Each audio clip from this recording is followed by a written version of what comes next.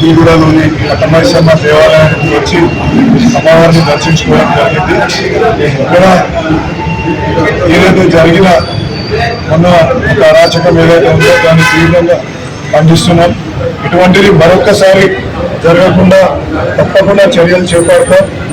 దీన్ని పోలీస్ అధికారులతో కూడా చర్చించి ఏ విధంగా చర్యలు తీసుకోవాలా, దీన్ని చేసిన వాళ్ళు ఇంకేదైనా ఉగ్రవాద కోణంతో చేశారా, ఇంకేదైనా కోణంతో ఉన్నదా అరా తీయాల్సిందిగా కూడా పోలీసు వాళ్ళని ఆ రోజే డీసీపీ గారిని శ్రీధర్ గారిని అడగడం జరిగింది. వాళ్ళు కూడా పూర్తిగా దీని మీద ఒక విచారణ చేపట్టడం జరిగింది.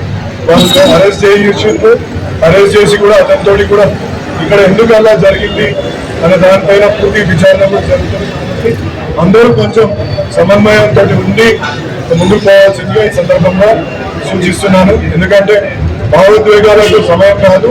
అట్ ద సేమ్ టైం మన దేవాలయాలకు ఏమైనా జరుగుతుంటే ఊరుకునేది కూడా ఈ సందర్భంగా తెలియచ్చు.